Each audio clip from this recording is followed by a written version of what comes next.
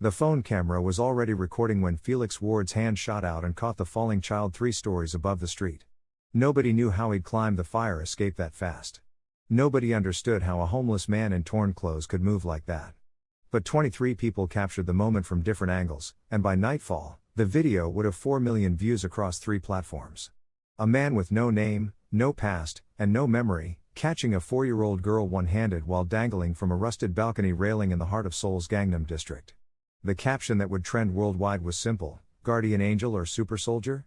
What none of them knew, what Felix himself had only discovered 30 seconds earlier, was that the voice in his head, cold, mechanical, impossibly calm, had just told him exactly how to save her. Sentinel Unit FW7 Neural Interface Online. Calculating trajectory. Optimal grip strength, 14 pounds of pressure. Welcome back, Corporal Ward. Felix's shoulder screamed in pain as he held the railing with his left hand and cradled the sobbing child against his chest with his right. His feet found purchase on the narrow ledge. Below him, the crowd had grown from a handful of morning commuters to over 50 people, all staring upward with phones raised. The girl's mother was hysterical, reaching through the broken window on the 3rd floor, screaming words Felix's brain automatically translated from Korean despite having no memory of learning the language. How did you, please, oh God, please bring her back. Felix's mind felt fractured. Split. Like he was watching himself from outside his own body.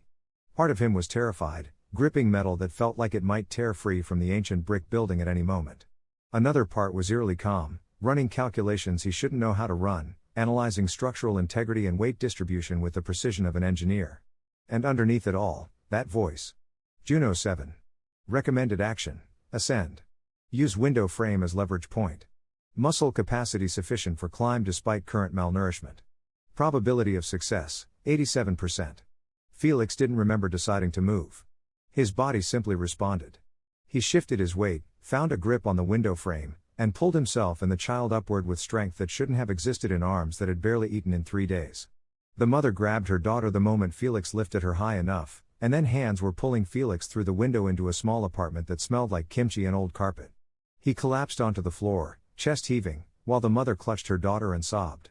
An elderly man, the girl's grandfather, Felix's mind supplied without knowing how, knelt beside him with shaking hands. You saved her. You saved Mina. What's your name? Who are you? Felix opened his mouth and realized he didn't have an answer to the second question. His name was Felix Ward. He knew that much.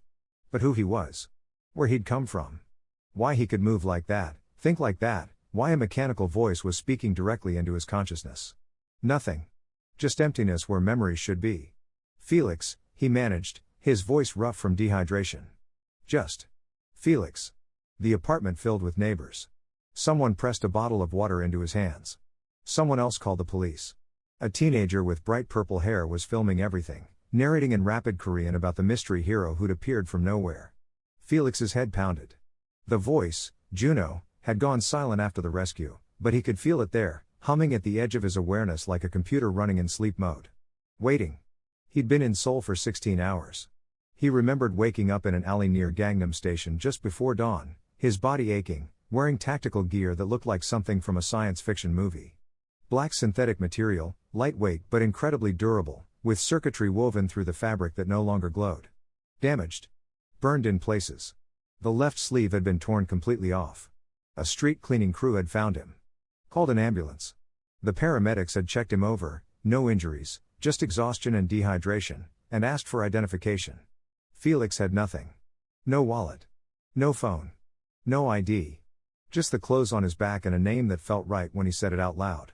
The hospital had processed him as a John Doe. A social worker had given him the address of a homeless shelter and 40,000 won in emergency assistance. About $33. Then she'd send him on his way with a gentle smile and advice to visit the foreign immigration office. Felix had spent the day walking. Trying to remember. Trying to understand why Seoul felt familiar despite having no memory of ever being here. Why he could read the Hangul signs without thinking about it. Why his body moved with the efficiency of someone who'd trained for years in combat techniques he shouldn't know.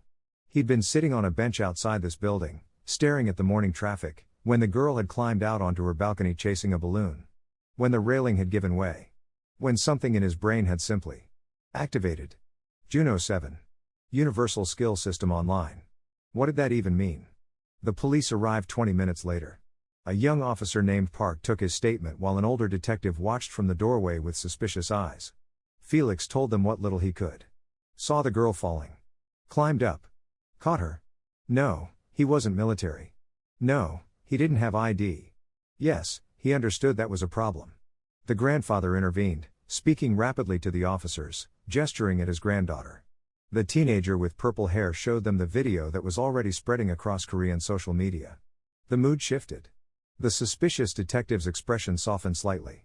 "You're very lucky the mother isn't pressing charges for trespassing," Detective Kim said in English, apparently noticing Felix's slight hesitation with Korean. "But you're also very stupid for risking your life like that. What if you'd both fallen?" Felix met his eyes. "I knew I wouldn't fall." "How could you possibly know that?" "Because a voice in my head calculated the exact probability," Felix didn't say. "Because my body moved with reflexes I don't remember training. Because for 30 seconds, I felt like someone else entirely. I just knew," he said instead. Detective Kim studied him for a long moment, then handed him a business card. "When you get your identification sorted out, come see me. The city could use people like you. Stupid people, yes, but brave ones." The officers left. The neighbors gradually dispersed. The mother, her name was Ji-hyun, Felix learned, insisted on feeding him. She brought out rice, soup, bank-inside dishes that covered the low table in their small living room. The grandfather, Mr. Kwan, watched Felix eat with eyes that seemed to see more than they should. "You're not Korean," Mr. Kwan said quietly. "But you speak like you grew up here. You move like military, but you say you're not. You have no past, but you knew exactly how to save my great-granddaughter." He leaned forward. "Who are you really, Felix Ward?" Felix set down his spoon. The food had helped. His head felt clearer. The pounding ache had faded to a dull pressure behind his eyes. "I don't know," he admitted. "I woke up this morning with no memories. Just my name and instincts I can't explain." Mr. Kwan nodded slowly, like this made perfect sense. "My father fought in the war." He said some soldiers came back changed. Not just in their minds. In their bodies. Like they'd seen things that rewrote them from the inside out. He reached across the table and gripped Felix's wrist. "Whatever you are, whatever you've lost, you used it to save my family today. That means something." Ji-hyun emerged from the bedroom where she'd been putting Mina down for a nap. Her eyes were still red from crying, but her voice was steady. "You need a place to stay." "I can't." "You can." She crossed her arms. "We have a small room. Storage, really. But there's space for a mat. You stay here until you figure out what to do next. It's not charity. You'll work. My brother owns a cafe 3 blocks from here. He's always short-staffed. You can wash dishes, clean, whatever needs doing." Felix wanted to refuse. Wanted to say he'd be fine, that he didn't need help. But the truth was he had nowhere to go, no plan, and $33 to his name. Pride was a luxury he couldn't afford. "Thank you," he said quietly. Ji-hyun nodded once, decisive. "Good. I'll call Dae-young now. You start tomorrow morning." That night, lying on a thin mat in a storage room barely bigger than a closet, Felix stared at the ceiling and waited for Juno to speak again. The voice had been silent since the rescue. But he could feel it there, a presence in his mind that didn't belong yet somehow felt like it had always been part of him. "Juno," he whispered into the darkness. "Are you there?" Silence. "I need to understand what's happening to me. Please." More silence. Then, just as Felix was about to give up. Sentinel Unit FW7 recognized. Neural interface restored at 4% capacity. Memory partition 1 of 50 accessible. Additional partitions locked pending system integration milestones. Felix's heart hammered. What does that mean? What am I? You are Corporal Felix Ward, Sentinel Program Operative, United Earth Defense Force. Current date classification indicates temporal displacement of 65 years. You have regressed from the year 2089 to 2024. The room spun. Felix sat up, breathing hard. That's impossible. Classified quantum event resulted in catastrophic timeline fracture. Your consciousness was displaced during emergency evacuation protocol. Tactical gear sustained 92% damage. Physical body reverted to age-equivalent baseline. Memories fragmented to prevent paradox cascade. Stop. Felix pressed his palms against his eyes. Just stop. This is insane. I'm insane. I hit my head and now I'm hallucinating. You executed a vertical rescue maneuver with 14.3 pounds of precision grip strength while calculating optimal weight distribution across a compromised structure in real time. You speak fluent Korean, English, and Mandarin despite claiming amnesia. Your muscle memory retains combat protocols from training that will not be developed for another 40 years. You are not insane, Corporal Ward. You are simply lost. Felix's hand shook. If I'm from the future, why can't I remember it? Protection protocol. Full memory restoration would create causal loop paradoxes. Memories unlock gradually, tied to integration milestones. The universal skill system compensates for lost knowledge by allowing rapid acquisition of abilities. The what? Universal skill system. Sentinel program enhancement. Allows neurological mapping and instant integration of any learnable skill through accelerated pattern recognition and muscle memory encoding. In your timeline, it required decades to develop. In this era, you are the only human with access to this technology. Felix stood up, paced the tiny room in 3 steps, turned around. His mind raced. So I can learn. Anything? Affirmative. Cooking. Combat. Negotiation. Finance. Art. Acting. Engineering. Any skill that can be observed, analyzed, and replicated. The system adapts your neural pathways in real time. However, skill acquisition requires energy. Current energy reserves, 12%. Recommend rest and nutrition to restore optimal functionality. And if I don't believe any of this? If I just walk away and try to live a normal life? Juno was quiet for a long moment. When it spoke again, the mechanical voice carried something that almost sounded like sadness. Then you will waste the second chance you died to earn, Corporal. And when Atlas Corporation's temporal sensors locate your signature in approximately 147 days, you will die again. This time permanently. Felix sank back onto the mat. Who is Atlas Corporation? Insufficient data at current memory partition level. Unlock partition 2 for additional information. How do I unlock partition 2? Achieve integration milestone. Suggested path, establish baseline stability. Acquire employment. Develop local connections. Increase fame metrics by 1000%. Current social media exposure from rescue event provides foundation. Build from there. 1000%. The video. Felix pulled out the cheap phone Jihyun had given him, her old one, she'd said, gathering dust in a drawer, and opened the internet browser. He typed his name. The search results made his breath catch. The video from this morning had exploded. 4 million views. News articles in Korean, English, Japanese. Mystery hero saves child in Gangnam. Who is Felix Ward? Real-life superhero appears in Seoul. His face was everywhere. Blurry screenshots from dozens of angles. People had already made compilation videos, set them to dramatic music, added slow-motion effects. The comments section was a flood of speculation. Parkour athlete. Stuntman. Former special forces. Vigilante. Angel. One comment in English had over 10,000 likes. This guy literally appeared out of nowhere and moved like he was from the future. Main character energy. If only they knew. Felix closed the browser and lay back down. Tomorrow he'd start working at the cafe. He'd figure out how to navigate this world with no memories and AI from the future in his head. He'd learn to control whatever this universal skill system was.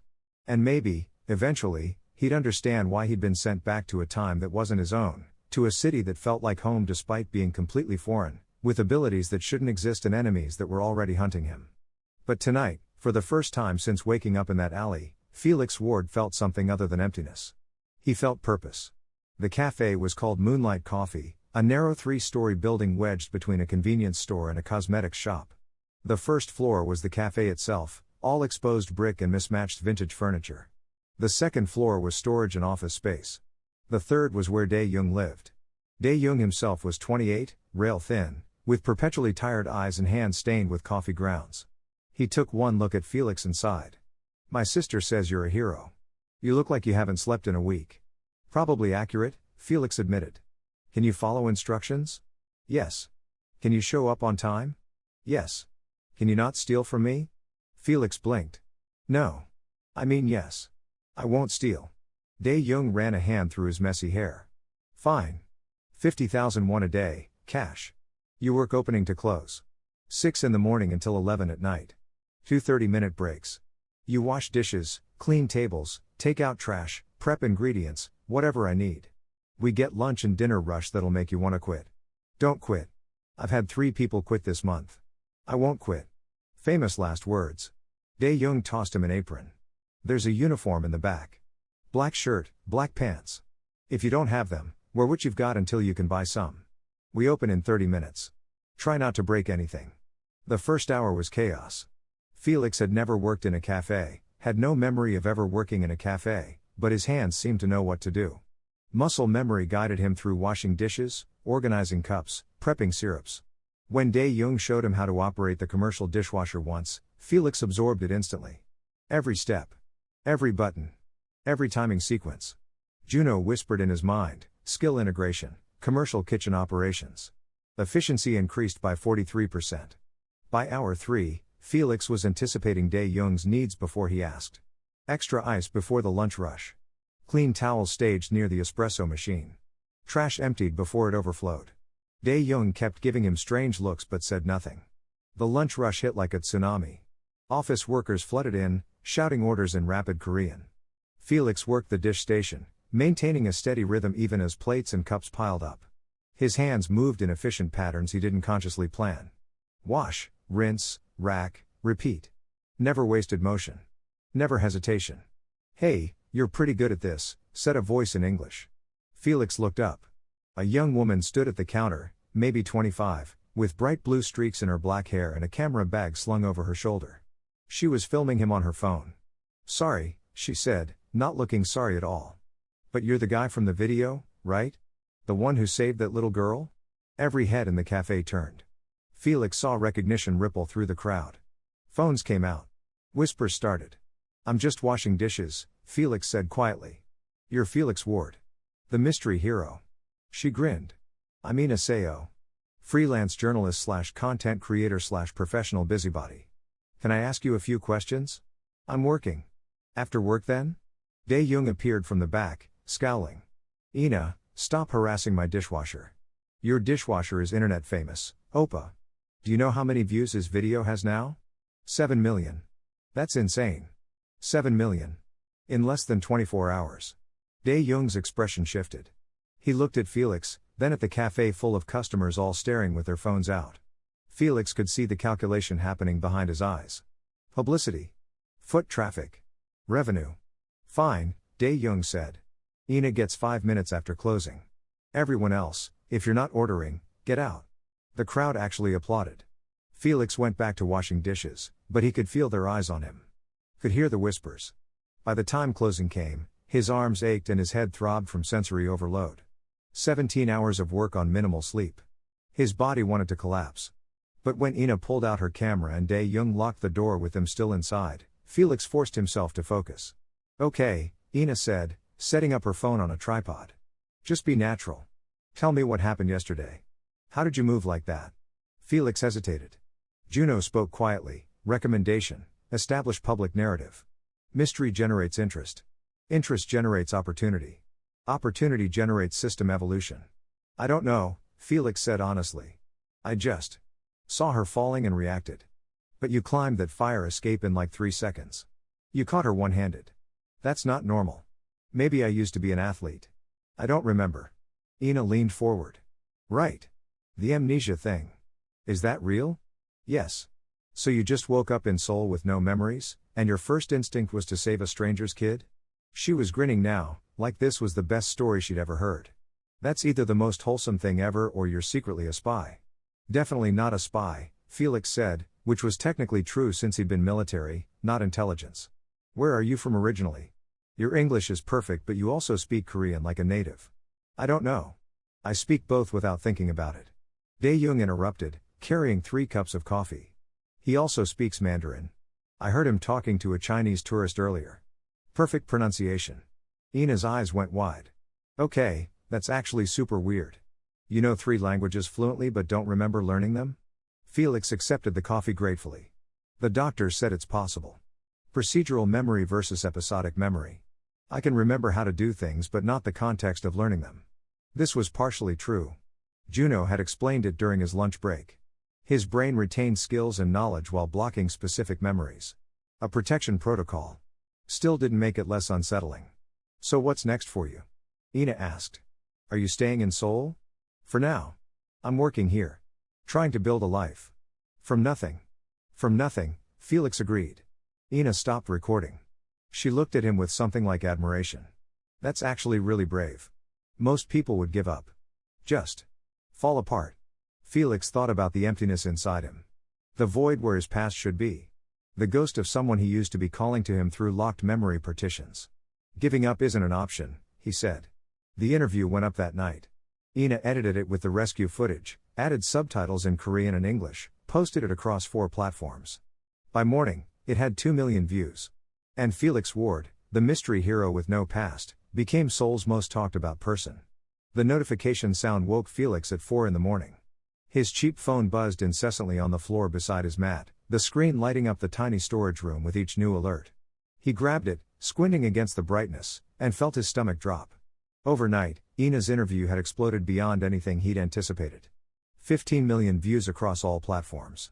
The comments section had become a battleground of speculation, admiration, and conspiracy theories. Major Korean news networks had picked up the story. International outlets were running translated versions. Someone had created a fan account called Find Felix's Past with 70,000 followers. Juno's voice cut through his disorientation, calm and analytical as always. Social media exposure increased by 2,300%. Integration milestone approaching. Current fame metrics sufficient for memory partition 2 unlock. Recommend capitalizing on momentum. Felix sat up, running his hands through his hair. His reflection in the small mirror near the door showed dark circles under his eyes and the gaunt hollows of someone who'd been surviving on 1 meal a day. The tactical gear he'd arrived in sat folded in the corner, too damaged and conspicuous to wear. Jihyun had given him clothes from her late husband's closet, simple black pants and shirts that hung loose on his frame. His phone buzzed again. A text from Dae-young, "Get here early." Line already forming outside. It was 4:30 in the morning. Felix dressed quickly, splashed water on his face from the shared bathroom, and stepped into the pre-dawn Seoul streets. The air was cool, carrying the smell of street food vendors preparing for the morning rush. Even at this hour, the city hummed with life. Delivery trucks rumbled past. Night shift workers trudged toward subway stations. An elderly woman swept the sidewalk in front of her shop with methodical precision. When Felix turned the corner onto the street where Moonlight Coffee stood, he stopped dead. At least 50 people were queued outside the cafe. Most were young, college-aged, holding phones and cameras. Some had brought camping chairs. A few were live streaming. When they noticed Felix approaching, a ripple of excitement moved through the crowd. "It's him. Felix. Can I get a picture? Is the amnesia real?" Felix's instinct was to run. Instead, he forced himself to walk calmly toward the cafe's side entrance, nodding politely but not stopping. Dae-young yanked him inside the moment he reached the door, slamming it shut behind them. "This is insane," Dae-young said, but he was grinning. "Do you know how much coffee I'm going to sell today? I had to call in my cousin and 2 friends to help. We're going to run out of beans by noon." Felix looked through the window at the growing crowd. "I'm sorry. I didn't think." "Are you kidding? This is the best thing that's ever happened to this place." Dae-young clapped him on the shoulder. "Just one request. Be visible. Work the counter for a bit instead of hiding in the back. Let people see you. They're not here for the coffee. They're here for you." Something about that statement made Felix uncomfortable. Being watched. Being the center of attention. It felt wrong, like exposing a weakness to potential enemies. But Juno whispered, "Visibility increases opportunity. Fame is currency in this era. Use it." The cafe opened at 6. The crowd poured in like water through a broken dam.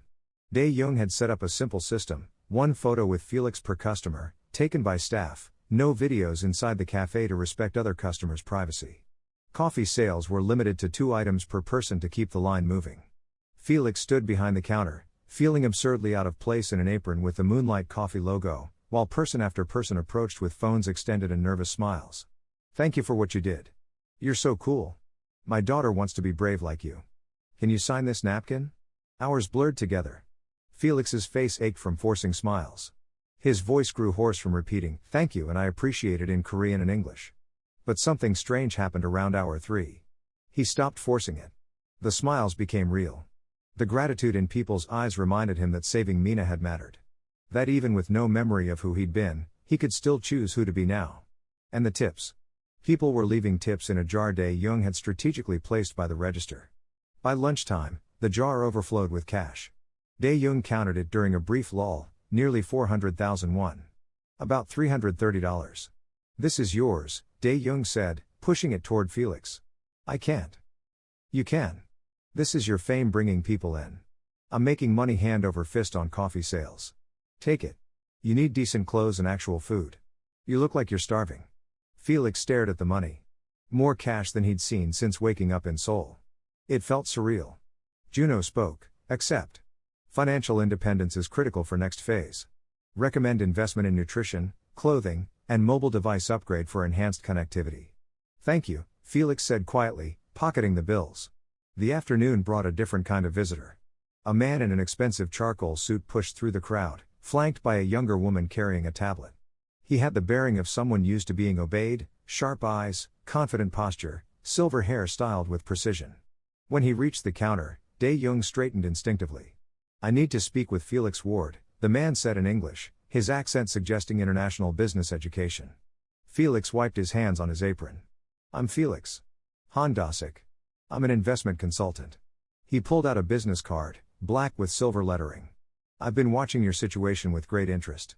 Do you have time to talk? He's working, Dae-young said, but there was uncertainty in his voice. This man radiated wealth and power.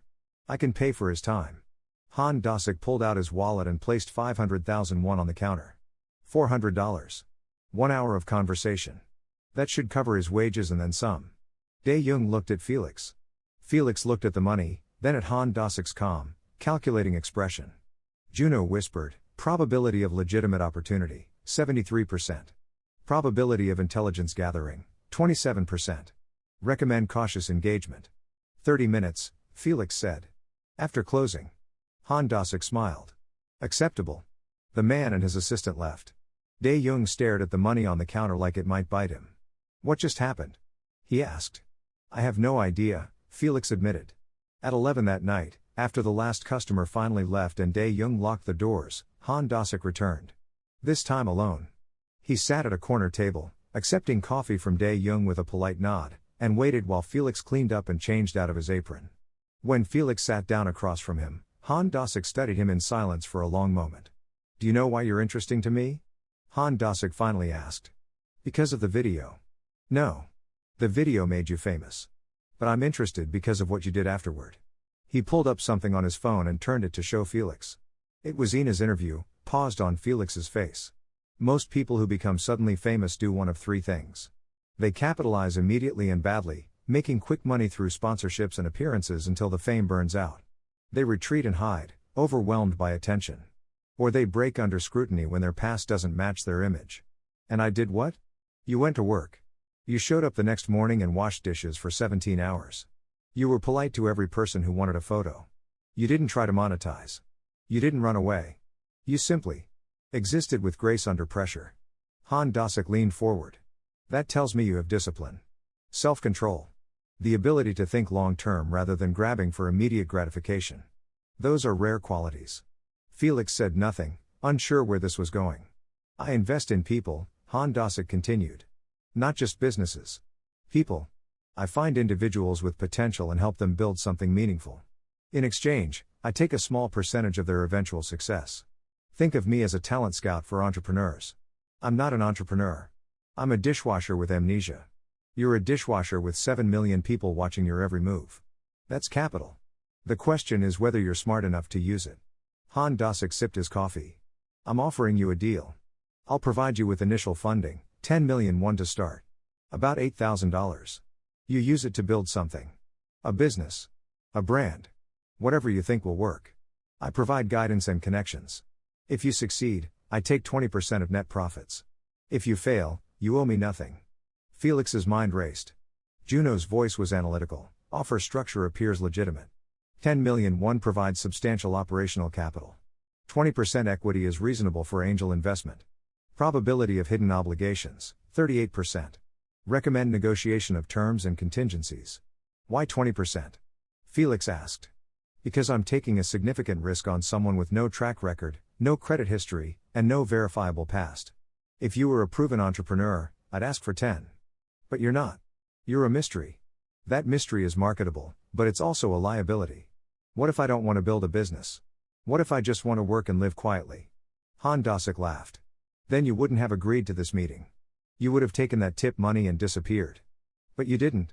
You're here because some part of you knows that fame is temporary unless you turn it into something sustainable. And you're smart enough to recognize an opportunity when it presents itself. Felix looked at Dae-young, who was pretending to clean the espresso machine but clearly listening to every word. Then back at Han Da-sik. I need time to think about it. You have 48 hours.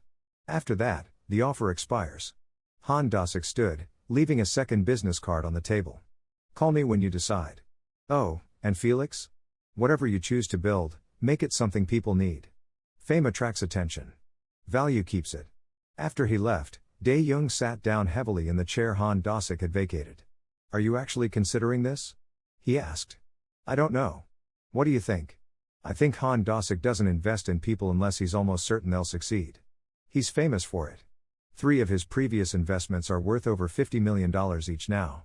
If he's offering you money, it means he sees something.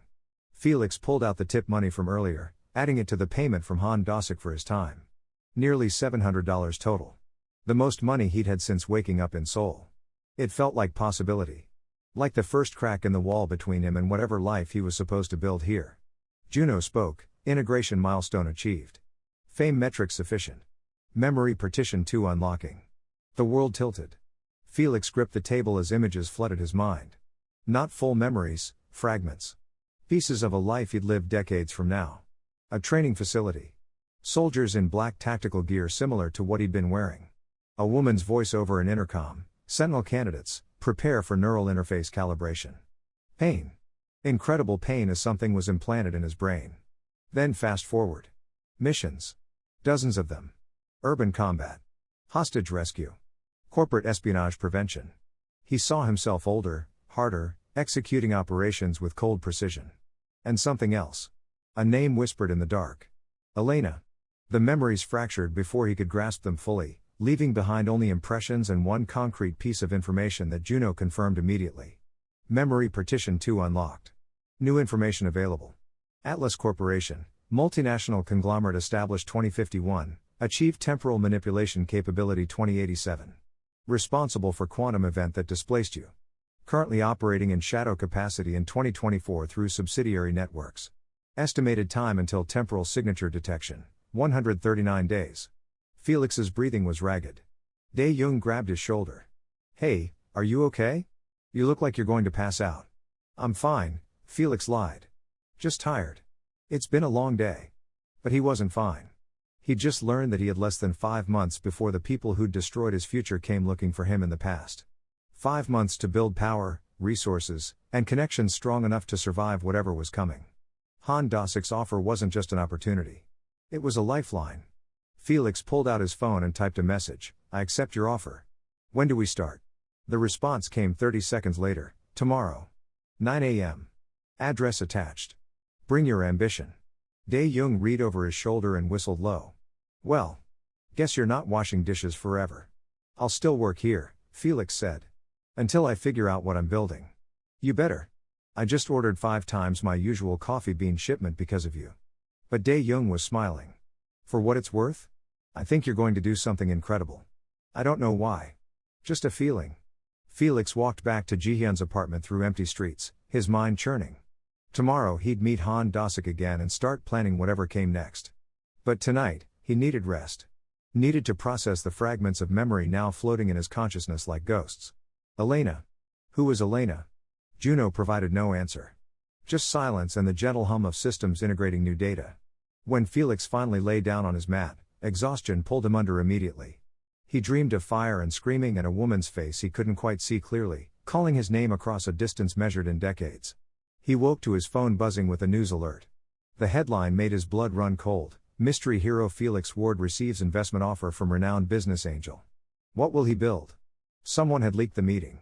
Photos of Han Da-sik entering and leaving Moonlight Coffee. Speculation about the amount of investment. Theories about what kind of business a man with no past could possibly create. The article had been published 3 hours ago and already had 2 million views. Felix's fame wasn't just growing. It was becoming inescapable. And somewhere in the shadows, Juno whispered that Atlas Corporation's sensors were already beginning to sweep the digital noise, looking for anomalies. Looking for signatures that didn't belong in this timeline. Looking for him. The clock was ticking. Han Dasik's office occupied the 23rd floor of a glass tower in Gangnam, the kind of building where security guards wore earpieces and the lobby featured abstract sculptures that probably cost more than Felix had earned in his entire previous life, whichever life that had been. The assistant from yesterday, who introduced herself as Minji, escorted Felix through corridors lined with modern art and into a corner office with floor-to-ceiling windows overlooking Seoul's sprawling cityscape. Han Dasik stood at the window, hands clasped behind his back, studying the city like a general surveying a battlefield. He turned when Felix entered, gesturing to a leather chair positioned before a massive desk made of dark wood and steel. Punctual. Good. Sit. Han Dasik remained standing, a power play Felix recognized even without specific memories of where he'd learned to read such tactics. I've spent the last 12 hours researching everything publicly available about you. The rescue video. Ina's interview. Customer testimonials from Moonlight Coffee. Do you know what pattern I found? That I don't exist before 4 days ago? That everyone who interacts with you walks away believing you're genuine. Not performing. Not manipulating. In an age of influencers and carefully curated personas, authenticity is the rarest commodity on earth. Han Dasik pulled up a tablet and slid it across the desk. This is your current market value based on social media analytics, engagement rates, and demographic reach. Read it. Felix scanned the document. The numbers were staggering. His videos had generated over 30 million combined views. His follower count across platforms had exploded to 400,000 overnight. Brands were already reaching out with sponsorship offers, clothing companies, sports drink manufacturers, electronics firms. The projected value of his current fame, approximately $500,000 in immediate sponsorship deals if leveraged properly. $500,000. For catching a child and being polite to strangers. Now look at page 2, Han Dasik said. Page 2 showed projections. If Felix maintained his current trajectory without monetizing strategically, his fame would peak in approximately 3 weeks and decline rapidly afterward. Public attention was fickle. Without substance behind the story, people would move on to the next viral sensation. But if he built something, a business, a brand, a platform with actual value, the projections showed his influence could grow exponentially. The graph showed his potential worth reaching into 8 figures within 2 years if managed correctly. Fame is a match, Han Dasik said. It burns bright and fast. But if you use that match to light a forge, you can create something that generates heat for decades. The question is what to build. He sat down finally, fingers steepled. So tell me, Felix Ward. What are you good at? What skills do you have beyond dramatic rescues and dishwashing? Felix hesitated. Juno whispered in his mind, recommend partial disclosure. Demonstrate capability without revealing full extent of system functionality. Suggest multiple skill competencies to establish versatility. I learn fast, Felix said carefully. Languages. I speak Korean, English, and Mandarin fluently, plus I understand Japanese and Spanish. I don't remember learning them, but they're there. Han Dasik's eyebrow raised. 5 languages? And I have instincts about people. Reading body language. Understanding intentions. When I worked at the cafe yesterday, I could tell what customers wanted before they fully articulated it. Emotional intelligence. Valuable but hard to monetize directly. What else? Felix thought about what Juno had shown him during the rescue. The calculations. The physical precision. I'm good with numbers. Patterns. I can look at data and see connections quickly. Analytical thinking. Better. Han Dasik leaned forward. Here's what I see. You have a compelling personal story that generates massive attention. You have charisma and authenticity that creates trust. You have intellectual capabilities that suggest high-level strategic thinking. The question is how to package those assets into something the market wants. What does the market want? Inspiration. Education. Entertainment. Solutions to problems. Usually a combination of all 4. Han Dasik pulled up something on his computer. I have 3 potential paths for you. Path 1, personal brand and content creation. You become a motivational figure. Share your journey of building a life from nothing.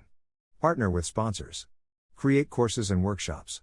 Estimated ceiling, $2 million annually within 3 years. Felix processed that.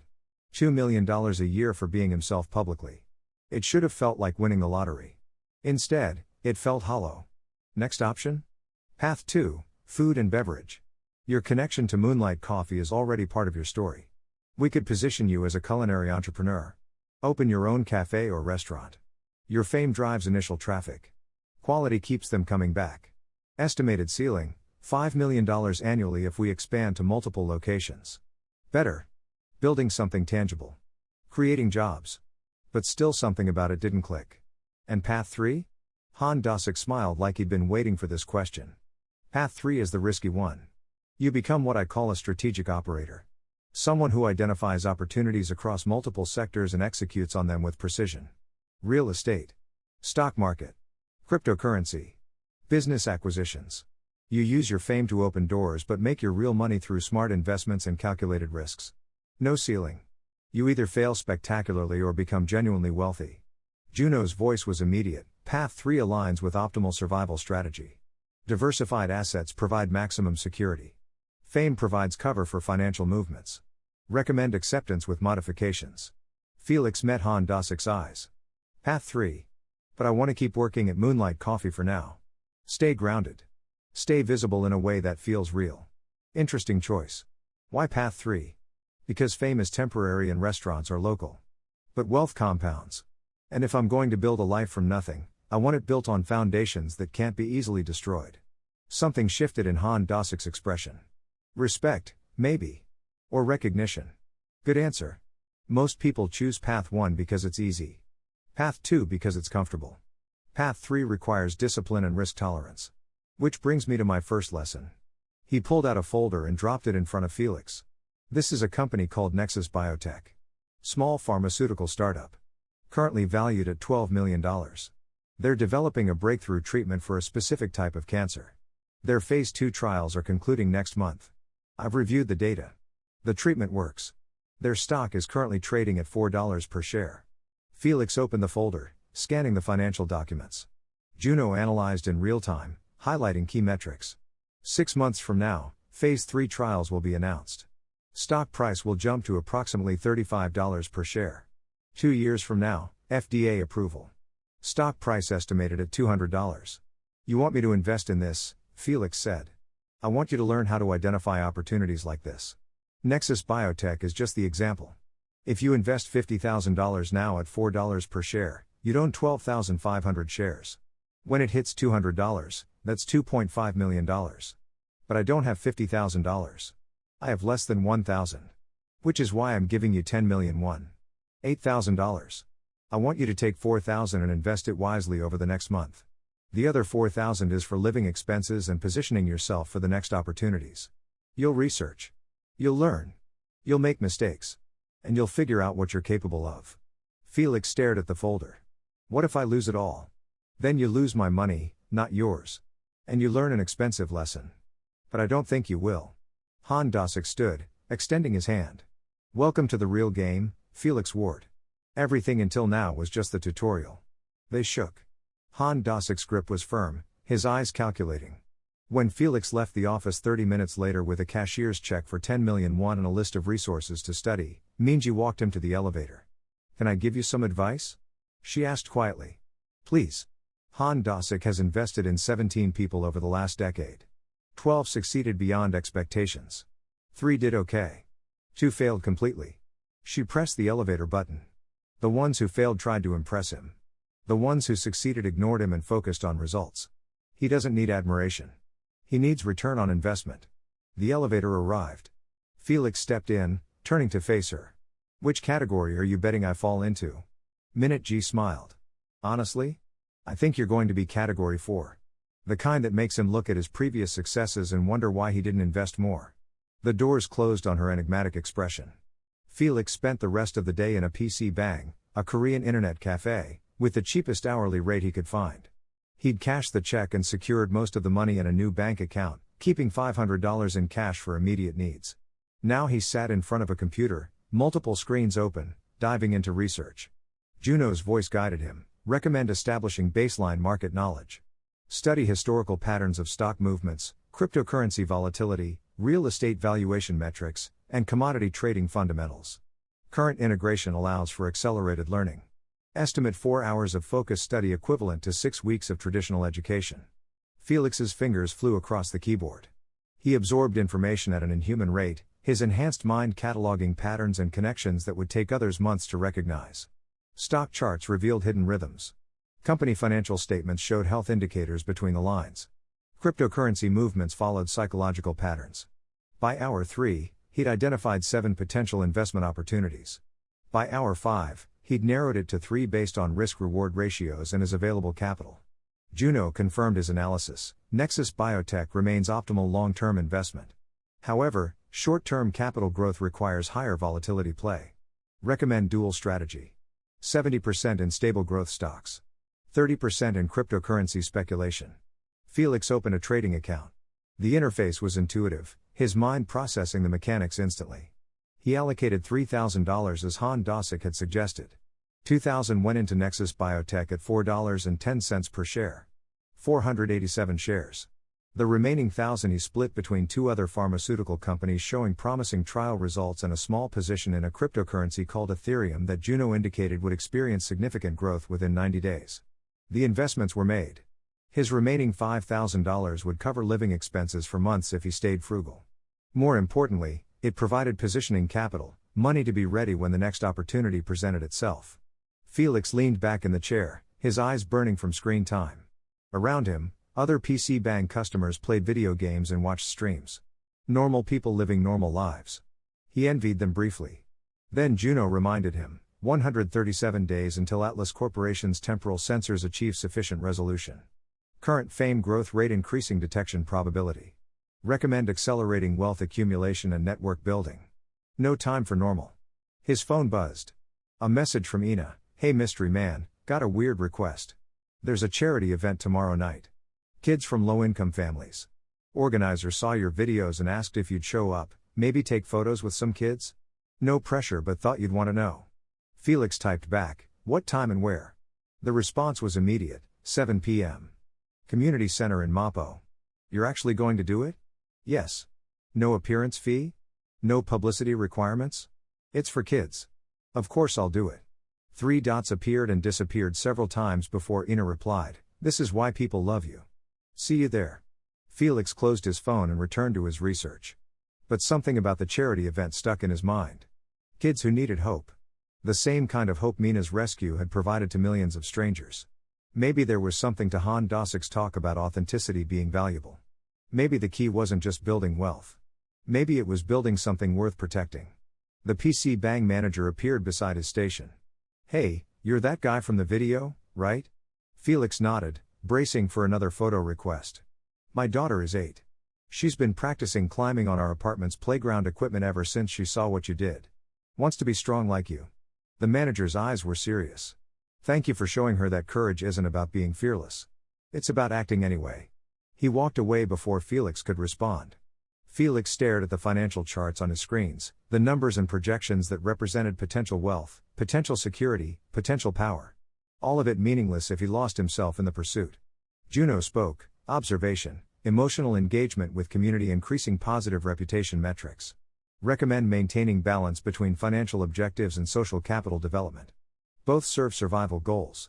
For a supposedly emotionless AI from the future, Juno was getting surprisingly good at understanding human nature. Felix worked until the PC Bang closed at midnight, then walked through Seoul's neon-lit streets back to Jihyun's apartment. The city never truly slept. Food carts still served late-night workers. Couples walked hand in hand. Taxis prowled for fares.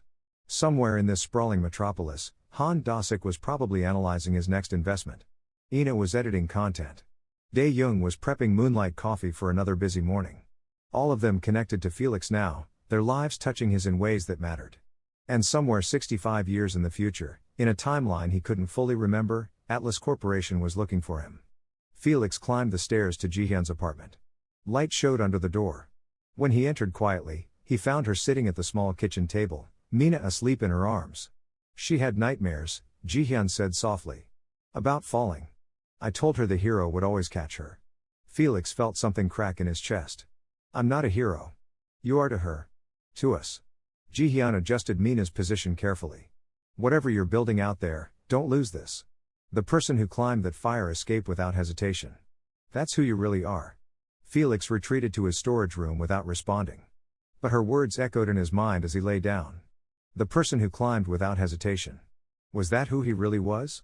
Or was it just Juno's calculations executed through his body? The AI was silent, offering no answer. Felix closed his eyes and dreamed of stock charts and burning buildings and a woman's voice calling his name across impossible distances. When he woke, his phone showed 217 new notifications. His follower count had passed 600,000. Fame wasn't slowing down. It was accelerating. And Felix Ward was learning that in this era, attention was the most valuable currency of all. The question was whether he could spend it wisely before it, and he, burned out completely. The community center in Mapo was a squat concrete building wedged between apartment complexes, its paint peeling and windows showing cracks patched with tape. Felix arrived 30 minutes early, carrying bags of snacks he'd bought with some of his remaining cash, cookies, fruit, juice boxes. The kind of things he instinctively knew kids would like despite having no memory of ever being around children. Juno whispered, "Memory fragment detected. You demonstrated affinity for youth education in previous timeline. Probability of having children in future life, 68%. The thought hit Felix like a punch. Children. His children? The woman's voice from his fragmentary memories, Elena, calling his name. Had she been? He pushed the thought away. Couldn't afford to spiral into speculation about a life he'd lost. The center's coordinator, a woman in her 50s named Mrs. Park, greeted him with surprised delight. "Felix Ward? You actually came. I honestly thought Ina was joking when she said you'd agreed. I said I would." Felix handed her the bags. "I brought some things. I hope that's okay." Mrs. Park's eyes went suspiciously bright. She took the bags with hands that trembled slightly. Most volunteers these days just show up for photos and leave. "You brought gifts." She blinked rapidly. "Come inside. The children are finishing dinner." The center's main room was decorated with handmade paper chains and crayon drawings. 23 kids ranging from about 5 to 12 sat at long tables, eating rice and soup. Their clothes were clean but worn. Many were too thin. All of them looked up when Felix entered, recognition rippling through the group. "It's him. The hero man. Did you really catch a person?" Felix found himself surrounded by excited children, their questions tumbling over each other.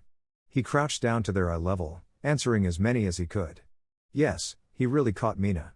No, he didn't have superpowers. Yes, it was scary. No, he didn't plan it. Yes, anyone could be brave if they tried. A small girl, maybe 6 years old, tugged on his sleeve. "Are you really a hero or just famous?" Felix looked at her serious face. "I'm just someone who helped when someone needed it. That's all. My mom says famous people only care about being on TV. Your mom is probably right about most famous people. But I'm here because I wanted to meet you, not because there are cameras." He glanced around. "There aren't cameras, right?" Mrs. Park shook her head. "No media." Ina promised. "Just us."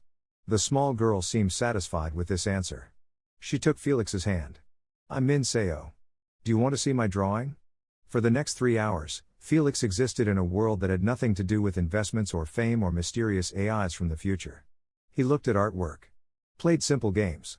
Helped with homework, his multilingual abilities letting him assist kids struggling with English assignments. Listened to stories about school and friends and dreams of what they wanted to be when they grew up.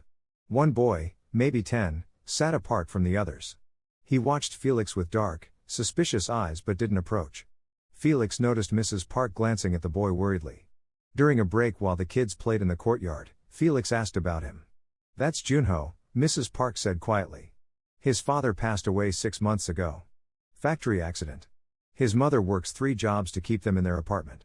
He's angry at the world. Can't blame him." Felix watched Junho through the window. The boy sat alone, kicking at the ground with methodical intensity. "Can I talk to him?" "You can try. He doesn't talk much anymore." Felix walked outside and sat on the ground next to Junho, not speaking, just existing in the same space. They sat in silence for 5 full minutes before the boy finally spoke. "Everyone keeps saying everything will be okay. They're lying." "Yeah," Felix agreed. "They probably are." Junho looked at him with surprise. "You're supposed to say something nice. That's what adults do. I don't know what your future looks like. Maybe things will get better. Maybe they'll get worse. I can't promise either way." "Then why did you come here? To make yourself feel good?" Felix considered that. "Maybe partly. But also because I know what it's like to feel lost. To not know who you are or where you fit. You're famous. You're a hero. How could you know anything about being lost? I woke up 4 days ago with no memory of my life before that moment. Everything I was, everyone I knew, just gone. I'm famous now because I happened to be in the right place at the right time. But I'm building everything from nothing, just like you're going to have to do. Junho was quiet for a long moment. Does it stop hurting? Missing someone? Felix thought about the fragmentary memories. Elena's voice. The feeling of loss that transcended the memory partition barriers. I don't think it stops. But I think you learn to carry it differently. That's a stupid answer. Yeah. Probably. Felix stood up. I'm going back inside. There's juice boxes in there. The grape ones are good. He walked away. Behind him, Junho sat for another minute, then slowly got up and followed. Inside, the kids had convinced Mrs. Park to let them stay up later than usual. They wanted Felix to tell them about the rescue. He found himself narrating the event with more detail than he'd given anyone else, describing the fear and the split-second decisions and the moment Mina's small hand gripped his arm. Were you scared? Min Seo asked. Terrified. But you did it anyway. That's what courage is. Doing the thing that scares you because it needs doing. Junho spoke from the back of the group. What if you're scared of everything? Felix looked at him. Then you start small. One scared thing at a time.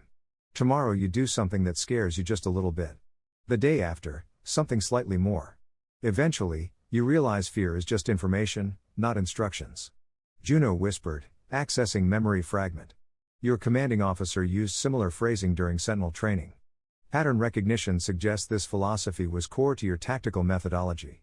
After the kids finally went to their sleeping area, the center served as both activity space and temporary shelter for families in crisis. Mrs. Park walked Felix to the door.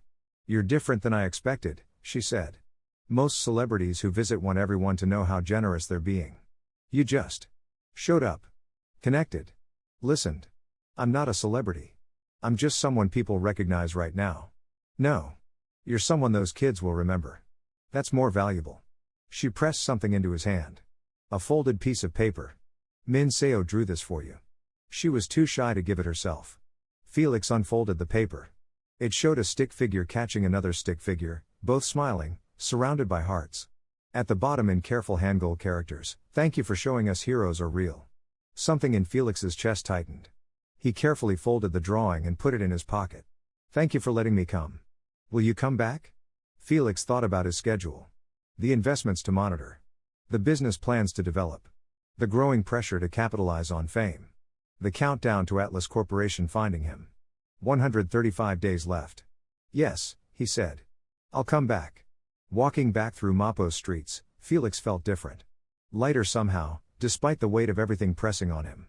His phone buzzed constantly, messages from sponsors, interview requests, collaboration offers. He ignored all of them. Juno spoke. Observation, social engagement at community center produced minimal immediate financial return but generated significant psychological stability metrics. Recommend incorporating regular volunteer activities into operational schedule. Mental health critical for optimal decision-making capacity. You're getting philosophical for an AI, Felix murmured. I am integrated with your consciousness. Your well-being affects system performance. Additionally, analysis suggests that maintaining human connections provides cover for financial activities. Excessive focus on wealth accumulation without social presence raises suspicion. Balance is strategic. Felix had to admit the AI had a point. His phone rang. Unknown number. He almost didn't answer, but something made him pick up. Felix Ward? A woman's voice, professional, speaking English with an American accent. Yes? My name is Sarah Chen. I'm a producer for Asia Business Network. We're doing a segment on viral success stories and the economics of fame. Would you be interested in being interviewed? Felix's first instinct was to refuse. But Juno interjected, media appearance increases credibility. Television exposure reaches demographics outside social media. Recommend acceptance with conditions. What kind of interview? Felix asked. 30 minutes. Live broadcast. We'd discuss your sudden fame, how you're handling it, and what your plans are. No gotcha questions. No ambush topics. Just honest conversation about navigating unexpected public attention. When? Tomorrow evening. 7 p.m. Our studio in Yeouido. We'd send a car. Professional styling provided. Appearance fee is 5 million won. $4,000 for 30 minutes of talking. Felix's mind reeled. That was 6 months of his wages at Moonlight Coffee. I need to think about it. Of course. I'll follow up in a few hours. Oh, and Felix? We've been following your story. What you did at that community center tonight. Someone posted about it on social media. That kind of authenticity is exactly what we want to feature. Fame is cheap. Character is rare. She hung up. Felix checked social media. Sure enough, someone had posted a photo of him sitting with the kids at the community center. Not Mrs. Park, she'd kept her promise, but someone walking past the building who'd seen through a window. The post had 40,000 likes and hundreds of comments. This is the content we need. Not just famous. Actually good. He's really out here living his values. Anyone else notice he shows up for kids but dodges corporate sponsorships? Felix felt exposed. Even his private moments were becoming public property. The thought should have made him angry. Instead, he felt oddly resigned. This was the price of visibility. Every action scrutinized. Every choice analyzed. His phone buzzed again. Message from Han Dosik, saw the community center post. Smart move. Authentic charity builds long-term brand value. Also, your Nexus Biotech investment is up 8% since purchase. Well done. Up 8% in one day. That was about $160 in profit. Not life-changing, but proof of concept. He could do this. Build wealth through smart analysis and calculated risks. Another message, this one from Dae Young. News crews were here today asking about you. Told them you're just a good guy who works hard. They seemed disappointed. Apparently being normal doesn't make good TV. Felix smiled despite himself and typed back, sorry for the chaos. Still coming in tomorrow? You better. I ordered those extra beans counting on you bringing the crowds. Back at Jihyun's apartment, Felix found her waiting up again. This time with tea prepared and a serious expression. Sit, she said. Felix sat. Mina drew you a picture today. Wants to give it to you herself tomorrow. She's been practicing climbing on the playground equipment. Jihyun's eyes were firm. She thinks you're invincible. So do a lot of people. But I watch the news. I see how fast people rise and how fast they fall. Whatever you're doing out there, with the investments and the interviews and all of it, remember that children are watching. My daughter is watching. Don't let her down. Felix thought about Min Seo's drawing in his pocket. Junho's suspicious eyes slowly warming. The responsibility of being someone's example. I'll try not to, he said quietly. That's all anyone can do.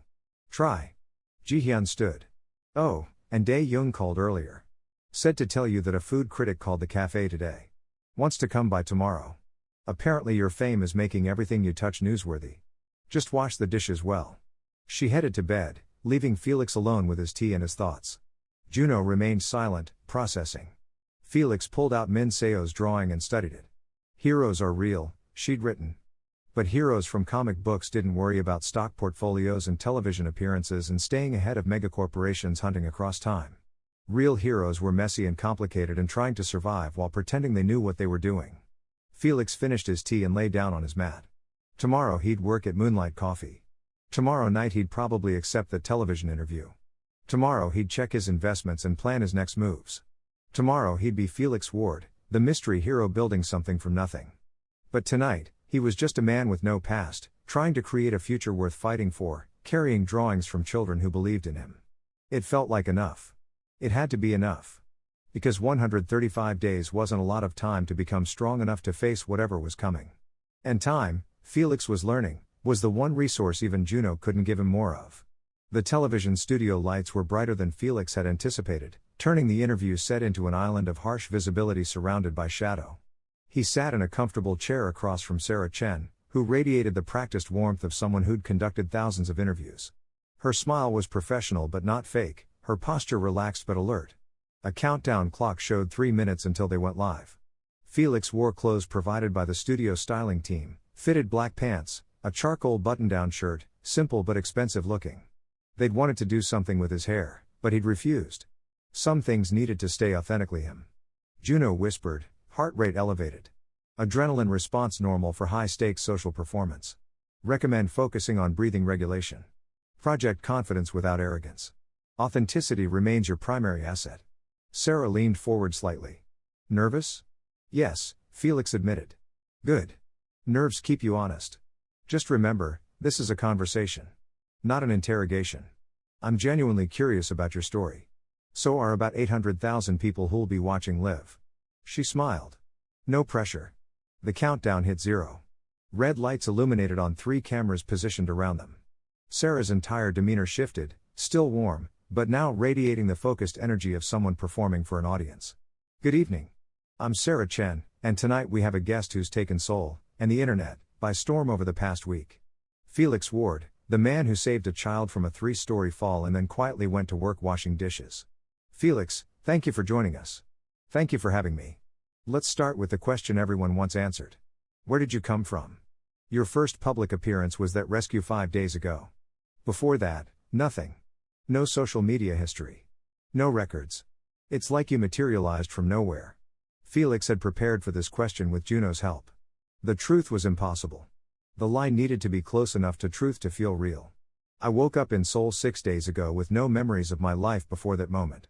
The doctors called it retrograde amnesia. I know my name is Felix Ward. I know I speak multiple languages. But everything else, family, history, where I'm from, it's just blank.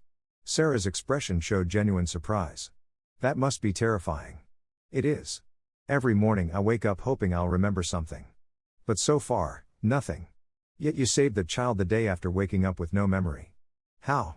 Felix considered his words carefully. My body remembers things my mind doesn't. I moved without thinking. The skills were there even though I can't recall learning them. It's like being a stranger in my own life.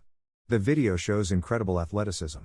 The way you climbed that fire escape, caught her one-handed, maintained balance on a failing structure. Are you military? Special forces? I don't know. Maybe? The hospital said my physical condition suggested extensive training, but without memories or identification, there's no way to confirm. Sarah glanced at her notes. You speak Korean, English, Mandarin, Japanese, and Spanish fluently. You've demonstrated what people are calling superhuman reflexes. You read social situations with unusual accuracy. Some people online are theorizing you might be a spy. Felix couldn't help but smile slightly. If I am, I'm the worst spy in history. Spies generally avoid viral videos and television interviews. Sarah laughed. Fair point. So what happens next for Felix Ward? You've got millions of followers now. Sponsorship offers must be flooding in. Are you capitalizing on this fame? This was the critical moment. Juno's voice, establish narrative of purpose-driven growth. Avoid appearing opportunistic while acknowledging pragmatic necessity of financial stability. I'm being strategic, Felix said carefully. Fame is temporary. I need to build something sustainable. So I'm learning about business, about investments, about creating value instead of just collecting attention. I accepted a business development opportunity from investor Han Dosik. I'm still working at Moonlight Coffee because staying grounded matters. And I'm volunteering with kids because they remind me that there are things more important than follower counts. You visited a community center in Mapo yesterday. No publicity, no cameras, just you and kids from low-income families. Why? Because they needed someone to show up. And showing up is the least I can do when I've been given this platform. Sarah leaned back, studying him. You're an interesting contradiction, Felix. You're mysterious but authentic. Famous but humble. You have no past but you're building a future. What drives you? Felix thought about the countdown in his head. 134 days. The woman's voice calling his name across time. The emptiness where his memories should be. The need to become strong enough to face what was coming. I'm driven by the fear of wasting a second chance, he said quietly. I don't remember my previous life, but I know I survived something catastrophic. Most people who lose everything don't get to start over. I did. That means something. It means I have responsibility to not waste this opportunity. Responsibility to whom? To everyone watching who's hoping I'll prove that coming back from nothing is possible. To the kids who see me and think maybe they can be brave too. To myself, whoever I was before. He paused. And maybe to whoever I'm supposed to become. The studio was silent for a moment. Then Sarah smiled. I think that might be the most honest answer I've heard in 10 years of doing this show. She turned to camera 2. We're going to take a quick break. When we come back, Felix will answer questions submitted by viewers. Stay with us. The red lights dimmed. Sarah exhaled. That was perfect. Vulnerable without being pathetic. Ambitious without being greedy. You're a natural at this. I'm just answering honestly. That's what makes it work. She checked her phone. Viewer questions are pouring in. Thousands. We'll pick the best ones. The break ended. They returned live. Sarah read questions from her tablet. Viewer asks, what's your favorite memory that you can't remember? Felix smiled at the paradox. That's a good question. I have dreams sometimes. Fragments. There's a woman's voice. She sounds happy. I don't know who she is, but that voice feels like home. So maybe that. Whatever memory that voice belongs to. Viewer asks, how do you survive with no identity documents, no bank history, no credit? Very carefully. The Korean Immigration Office has been helpful. I'm working with them to establish legal identity. It's slow, but it's happening. In the meantime, I work jobs that pay cash and I'm lucky enough to have people who trust me despite the lack of paperwork. Viewer asks, do you think you'll ever recover your memories? The doctors say it's possible but not guaranteed. Part of me wants to remember everything. Another part is afraid of what I might find out. What if I was someone I don't want to be? What if I had a family I failed? Those questions keep me up at night. Viewer asks, what advice would you give to someone starting over from nothing? Felix considered this carefully. Start small. Focus on today. Build one meaningful thing at a time. And accept help when it's offered. I'm only here because people chose to help me when they had no reason to. Pay attention to those people. They're the ones who matter. Last question. Viewer asks, what scares you most? Becoming someone who wastes other people's faith in them. Millions of people have watched my story unfold. Some of them are rooting for me. I'm terrified of letting them down. Of proving that fairy tales don't happen in real life. That people like me don't get happy endings. Sarah was quiet for a beat.